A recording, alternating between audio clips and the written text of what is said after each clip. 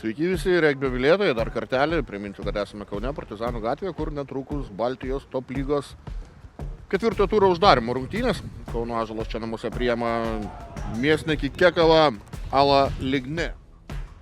Sveikinimai su pergalė, tokios klampogos rungtynės ir ta intriga atrodė laikėsi, niekaip nepavyko užsidaryti šitose rungtynėse. Ar tokių rungtynių ir tikėjotės? Iš tikrųjų tai taip, tai gal nepaisant kokie buvo Mėsnekį komandos rezultatai su kitom komandom, visada su jais tikimės tokios klampios kovos ir gal truputį įsivėlėme jų tą tokį, kaip sakant, artimą žaidimą, tada užsidėjom patys savo kažkokį kaip emocinį bloką, pasidarė klaidos, pradėjom forsuoti dalykus, ir to pasekoje gavos taip, kaip gaudavos, bet džiaugiamės, kad išlipom iš tos klampios kovos ir pasiekėm pergalę. Rezultatas padarytas, rungtynės laimėtos, to pačiu užsitikrino tą kelialapį į top 4.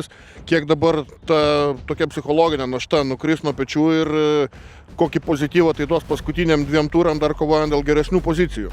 Tai tikriausiai niekas per daug nesikeis, kaip ir tikriausiai pradžioj patys savo sakėm, kad nenorim nieko deklaruoti, ar mes kokią vietą užimsim ar neužimsim. Tiesiog kiekvienas varžybos yra vienodai svarbios ir lygiai taip pat stengsimės dabar išvykoje to paties siekti ir su Livonija. Tai niekas nesikeičia, procedūra ta pati ir stengsimės užimti kuo aukštesnę vietą, aišku. Tai čia.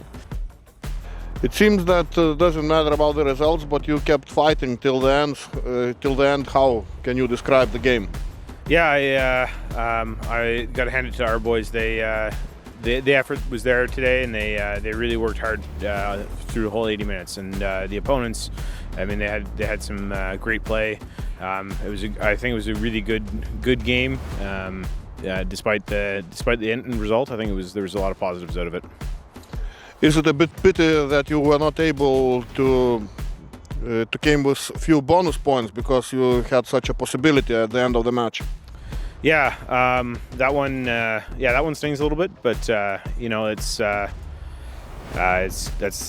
how she goes, and we got to focus on next week and keep the pressure up for the rest of the remainder of the season.